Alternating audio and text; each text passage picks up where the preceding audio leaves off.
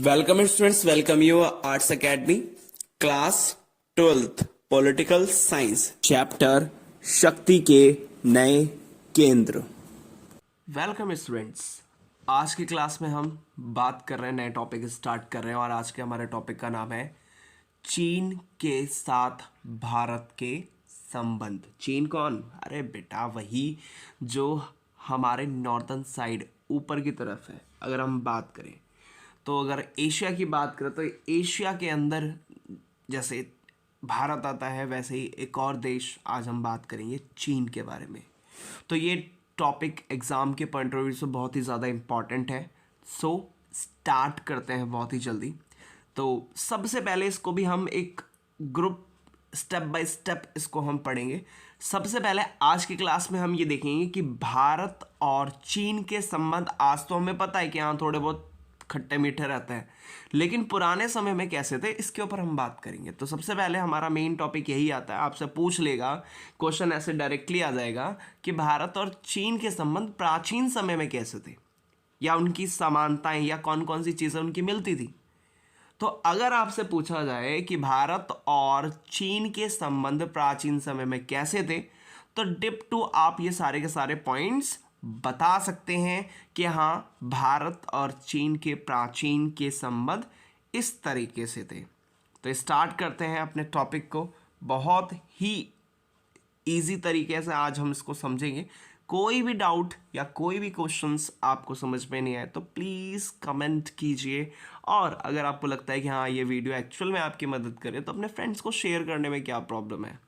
और आपको ज़्यादा पसंद आ रही है तो you also like my videos, and कई सारी प्लेलिस्ट बनी हुई है तो आप उसको ईजिली सर्च आउट कर सकते हैं, देख सकते हैं। तो स्टार्ट करते हैं अपना टॉपिक। सबसे फर्स्ट टॉपिक निकल के आता है मेन, भारत और चीन के संबंधों की बात करें, लेकिन ये संबंध आज के नहीं है बेटा, प्राचीन समय के हैं, मतलब कि पुराने समय के संबंधों की बात करेंगे आज हम भारत और चीन के बीच में। सबसे फर्स्ट क्या पॉइंट कहता है? सबसे फर्स्ट पॉइंट कहता है भारत और चीन का प्राचीन काल से एक दूसरे के मित्र थे, मतलब कि पुराने समय में ये दोनों फ्रेंड्स थे। Both are friends like India और इसके साथ साथ चाइना, चीन।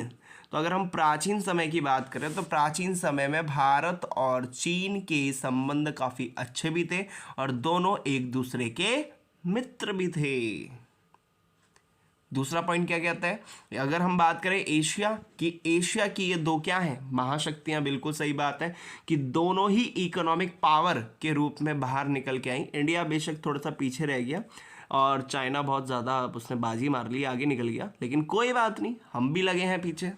और इसके साथ आज आप देख ही रहे हो कि वर्ल्ड के लेवल पे इंडिया भी कितना आगे जा रहा है। तो इसलिए क्या कहा कि एशिया क्या है? एक महाद्वीप। तो एशिया महाद्वीप की दो शक्तियां हैं, दो महाशक्तियां हैं, सुपर पावर्स हैं, और वो कौन है? एक तो आपका चाइना और दूसरा आपका देश जिसका नाम क्या? इंडिया। अब आगे बढ़ते हैं। थर्ड पॉइंट में क्या कहता है, ध्यान से सुनिएगा।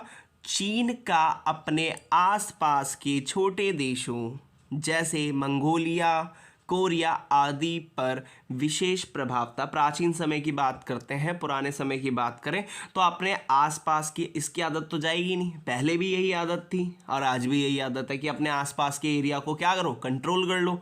तो आज भी यही करता है चीन। क्या किया? पहले क्या करता था? पहले जो इसके आसपास के एरिया से जैसे कि मंगोलिया और इसके साथ साथ क्या हो गया? कोरिया। तो इन दोनों पर ही इसका क्या था? विशेष प्रभाव था, इसका डोमिनेंस था, दबदबा था। अब ये देखें कि दबदबा कैसा था। इसमें कहता है कि ये देश वास्तविक रूप से स्वतंत्र थे, मतलब कि मंगोलिया और कोरिया अगर एक्चुअल में बात करें तो ये पहले के टाइम पे, मतलब जब इनका दबदबा था चीन का, तो ये कहते हैं कि वास्तविक रूप से स्वतंत्र थे। जो इनको अपने यहाँ पे करना है वो कर सकते थे। कौन? मंगोलिया और कोरिया के यहाँ।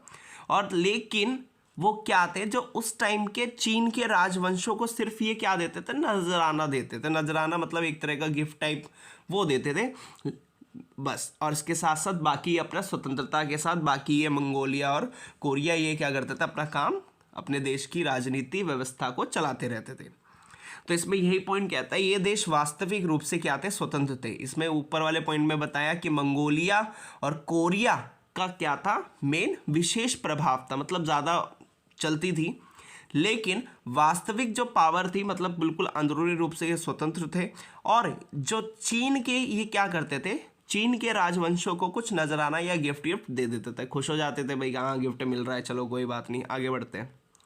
अगला पॉइंट क्या कहता है, अगला पॉइंट कहता है 19वीं सदी में क्या हुआ, साम्राज्यवाद आया। साम्राज्यवाद क्या था, साम्राज्यवाद मतलब कि जब कोई राज्य या कोई एम्पायर या कोई साम्राज्य, साम्राज्य किसे कहते हैं, साम्राज्य मान लीजिए एक ये राजा है, किंग, जैसे मान लो ये एक किंग का एक पूरा का पूरा एरिया है, कहता है कि बस मेरी चलेगी, तो ये पूरा एरिया क्या कहलाता है, साम्राज्य कहलाता है। अब साम्राज्यवाद है क्या, मान लो इसके साइड में एक और एग्जांपल दे देता हूँ, ये थोड़ा सा,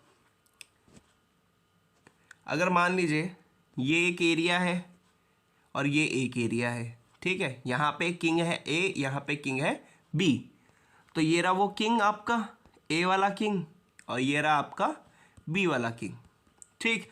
अब क्या हुआ, दोनों के बीच डिशम डिशम हो गई, डिशम मतलब दैट मीन्स फाइट हो गई, दोनों के बीच लड़ाइयाँ हुई। मान लीजिए ए जीत गया, तो ए ने क्या किया, बी वाले राजा को तो मार दिया, इसके साथ उसकी सेना वेना जो भी थी उसको क्या बना लिया, अपना दास बना लिया, गुलाम बना लिया। पहले के टाइम पे बहुत चलता था, कोई भी कहीं पे भी जीत जाए बन गो, सारे के सारे लोगों को गुलाम बना लेते थे।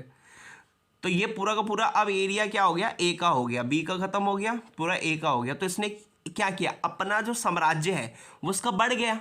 इसी चीज को कहा जाता है साम्राज्यवाद, कि अपने साम्राज्य को बढ़ाना। तो अब क्या हुआ कि जो यूरोप के देश थे उनके अंदर बहुत ज़्यादा क्या थी, चालाकी तो कूट कूट के भरी थी पहले के टाइम पे।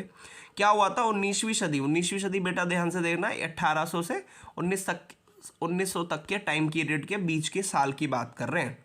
तो 19वीं सदी में क्या हुआ, पश्चिमी साम्राज्य मतलब कि अगर हम वर्ल्ड की बात करें तो ये आपका उत्तर दिशा, ये दक्षिण, ये पूरब और ये इसके साथ ये पश्चिम। तो यहाँ के जो एम्पायर थे, साम्राज्य थे, इन्होंने सोचा चलो अपने एरिया में तो कंट्रोल कर लिया, चलो अब बाहर बाहर के दूर दूर के देशों में कंट्रोल करते हैं। तो 19वीं सदी में क्या हुआ, 19वीं सदी में ये हुआ कि पश्चिम साम्राज्यवाद का उदय, मतलब कि उन्होंने सोचा कि अब हम अपने और एरिया को बढ़ाना शुरू करेंगे, नए नए देशों पे या नए नए जगहों पे हम अब कब्जा करेंगे। तो यही हुआ पश्चिम के टाइम पे, पश्चिम के देशों ने किया। कब किया, या पश्चिम के साम्राज्यवाद या साम्राज्यों ने किया, कब किया, 19वीं सदी में, जिससे चीन के राजवंश भी क्या हो गए, कमजोर पड़ गए। मतलब कि अब क्या हुआ, लड़ाइयाँ होती थी, अब कोई एरिया अपना कोई भी कंट्रोल करने वाला एरिया है वो ऐसे थोड़ा दे देगा। मान लीजिए सपोज करो मैंने अभी बताया ए और बी का एग्जांपल दिया, तो अब बी अपनी मर्जी से थोड़ा एरिया देगा, उसको तो भाई क्या करना पड़ेगा, लड़ाई करनी पड़ेगी। तो पश्चिम के देशों ने भी क्या की, लड़ाइयाँ की। अब जापान ने क्या किया, चाइना के साथ लड़ाई की और इसके साथ साथ क्या किया, कोरिया पे कंट्रोल किया। तो अब क्या हुआ, जापान ने क्या किया, अब आप खुद देखो, जापान एक छोटा सा देश है, बल्कि उसने क्या किया, चाइना तक को हरा दिया। तो अब क्या हुआ, जब ये साम्राज्यवाद की नीति सामने आई तो इससे क्या हुआ, जब लड़ाइयाँ हुई तो जो वहाँ का चीन का राजा था या राजवंश था वो धीरे धीरे कमज़ोर होते चला गया और उसके हाथ से जितने भी राज्य थे वो धीरे धीरे फिसलते चले गए और निकल गए। फॉर द एग्जाम्पल अगर हम बात करें जापान, तो जापान हो गया, रूस हो गया, जर्मनी हो गया, ब्रिटेन हो गया, फ्रांस हो गया, ने क्या किया, वहाँ अपना अपना नियंत्रण स्थापित कर लिया। मतलब क्या हुआ, जितने भी दूसरे के एरियाज थे तो उन सभी दूसरे एरियाज पे लड़ाई की और लड़ाई करने के बाद जो उनका एरिया जितना हाथ में आ गया उनका उस पर कंट्रोल करना शुरू कर लिया।